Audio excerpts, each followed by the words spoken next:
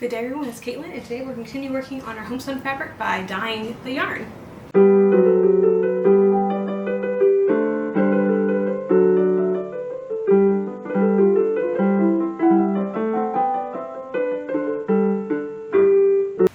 So if you're new here, welcome. Hi, my name is Caitlin. I teach old-fashioned sewing skills on the channel and make reproduction clothing.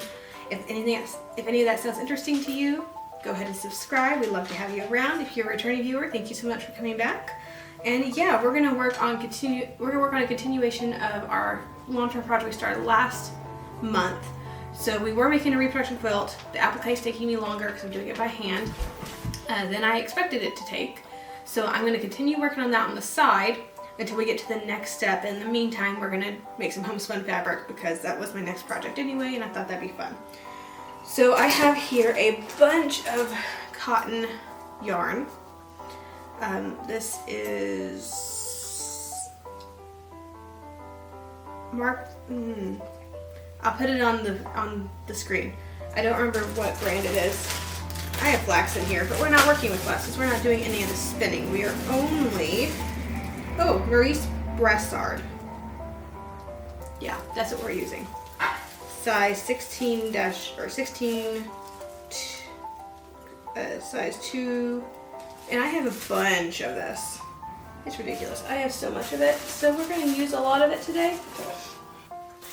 And I think we're going to dye 3 different colors. We're going to dye a yellow. I think that we're going to do probably one. I'll see how bored I get. Maybe 1 spool, maybe 2 of yellow.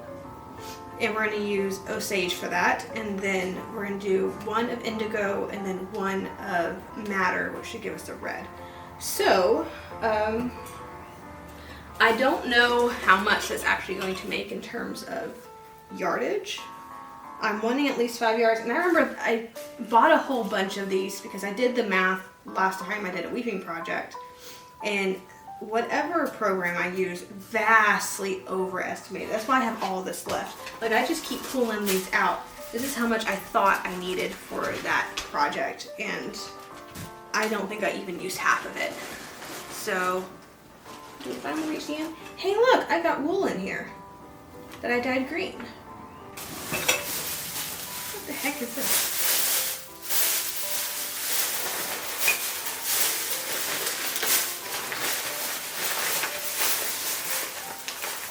Oh, there's my railroad spikes. Awesome. Iron for a mordant. I have my yarn winder, which I have a better one. I have an antique one. I just can't find it. Well, I can find part of it. I can't find the other section of it. And so the first step that we're gonna do is I need to wind all of these into skeins, or skeins, depending on how you pronounce it. So the reason we're doing this is for the dyeing process. So this isn't going to dye very evenly. The dye will seep in for the first few layers, but then, you know, it'll get lighter and lighter, and then a bit will be white. So we're doing this so the fibers are a little bit more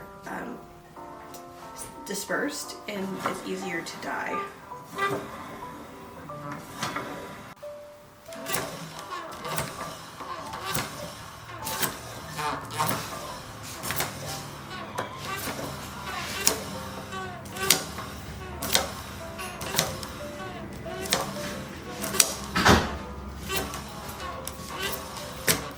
This is the last one. So I have the other ones all done. We'll finish this one. I found a faster way.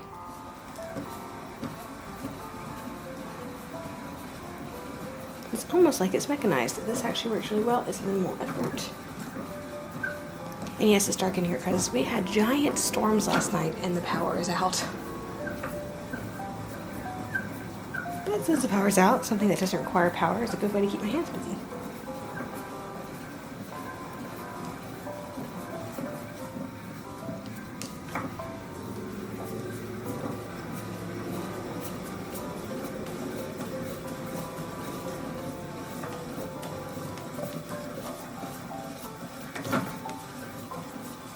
I'm going to finish this one. I got quite a ways to go. I just started this one.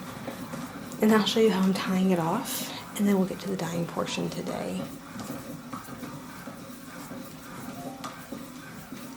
Which of course is the whole purpose of the video. This is just taking me 3 days to do this prep part. I was not expecting it to take 3 days. I need a way to mechanize this thing. Unfortunately, you can't mechanize this because this doesn't move. This is too thin to put anything into. I can't put anything in here because otherwise you have to move your whole hand around, and that's annoying. I want to try to hook it up to a drill, and I just can't figure out a good way to do that.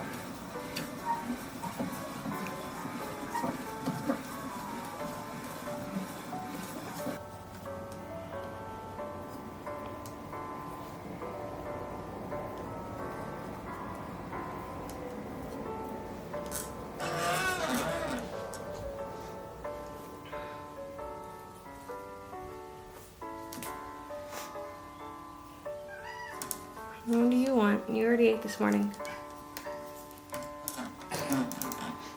I don't starve you. You did eat.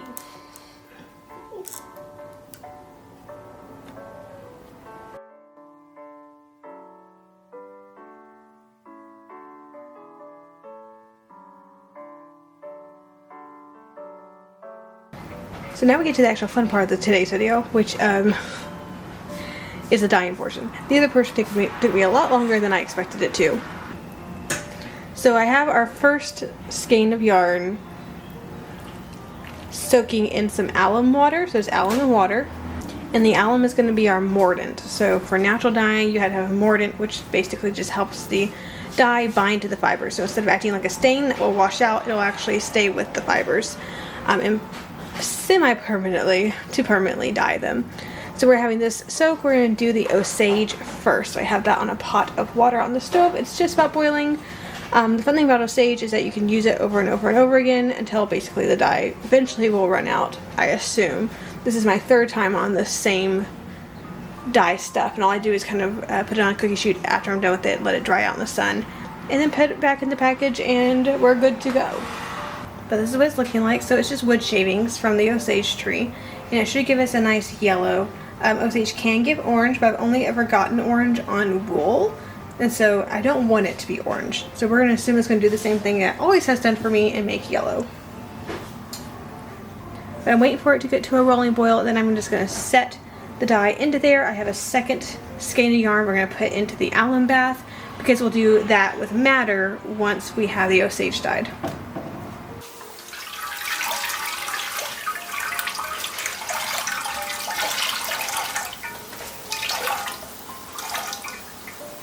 Here we go.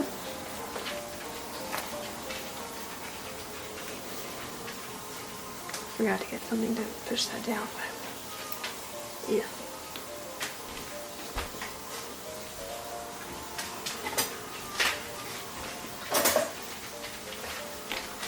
It's not gonna hurt anything, we'll use a spatula. Alright, that's gonna boil for a few minutes. Are you on YouTube Premium, honey? No. And then soak this in the alum water. Get it all nice and soaked. Put my sleeves up. Scrunch it. I just want everything to be covered. Okay. While that is working, we're gonna go out and do the indigo. Welcome to the back porch. Alright, indigo pot. Here we go. That in. Really, none of it should be touching the surface. Just needs to go all the way in. Go on in. I need to set something on top of it. All I have is the lid to this thing, which isn't going to go the way I want it to go. Hang on. I'm not particularly set on a shade, just blue. Like all the way in there. Okay. I'm gonna let it set longer.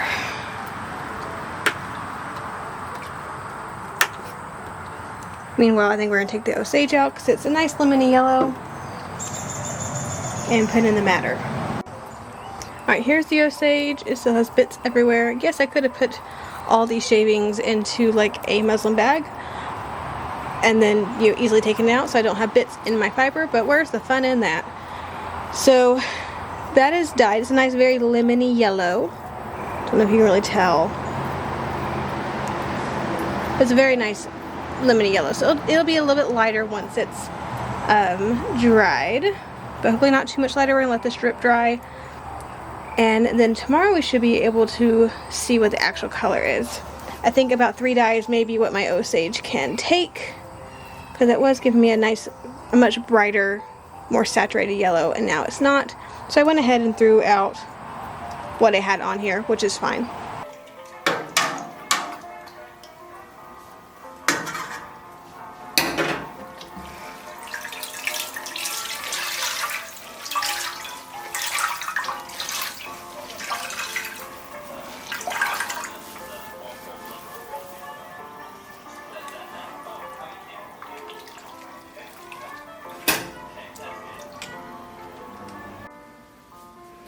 Alright, I have an orange. It's like an orangish brown. I'm happy with that. I think we're gonna go ahead and leave it like that. I just wanted a darker color than the yellow.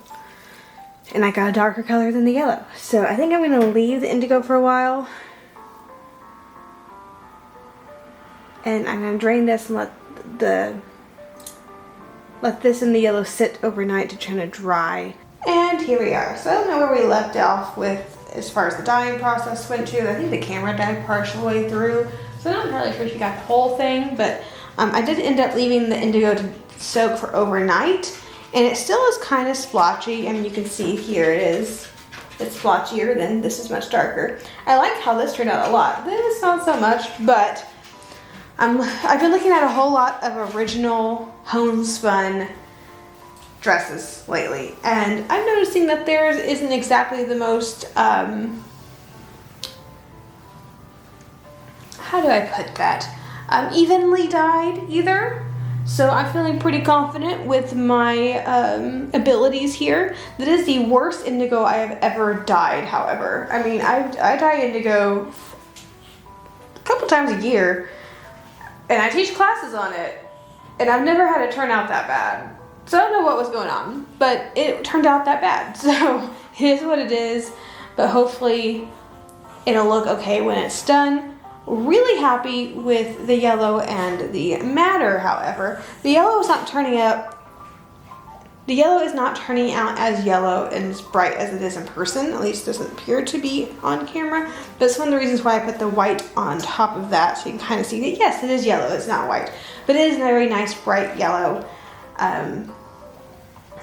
In person at least. And move in for you so you can kind of see a little better. So there's the indigo, a very nice dark blue. I do like that. And again, the yellow and the red-ish. I think that's gonna look really, really nice.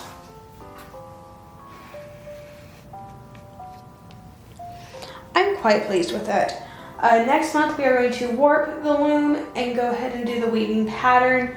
I figured that would, I mean, ideally I'd do that in 2 separate months, but because this is kind of an interim project while I work on the quilt, I'm thinking that perhaps we might do it in one. I'll decide how long that video is going to be, but I did spend all of last week doing a whole bunch of research on homespun dresses.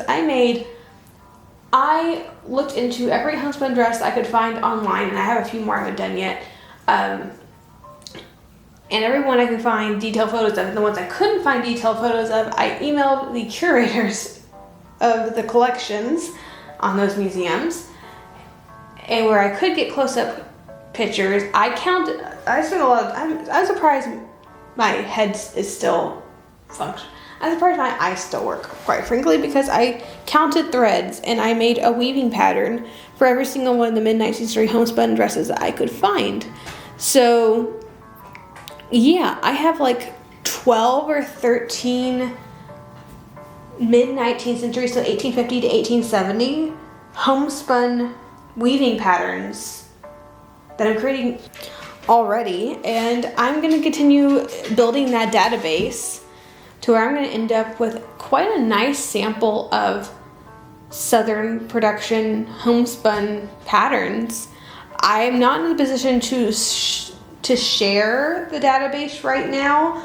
The only person I've shared it with is my friend Annette, who's done all the research on homespun dresses, and she's the one who really helped me out She has a website, I'll link that below, the Homespun presentation and an article that really helped me with my research. So I definitely wanted to share that with her. Also, when I was at her house a couple of years ago, she let me examine 2 homespun dresses that were in her care. They're not her collection, they're a friend of hers. But she let me examine the 2 that were in her care.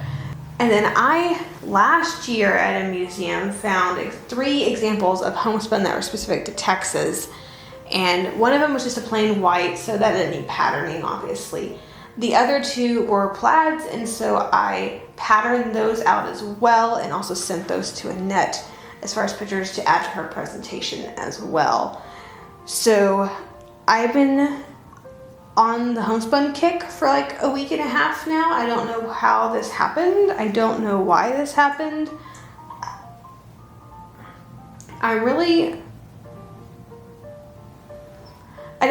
If you talked to me a couple of years ago and asked if I'd be interested in doing homespun stuff, I would have told you absolutely not. I like to do wealthier impressions, which is true, but now I'm actually really enjoying this aspect of research.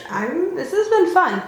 And honestly, I also told Annette this, but my main project, because I have so much of this white cotton, what I'll end up doing is doing a whole nother run of corded petticoats, this time correctly, because I have the right loom now.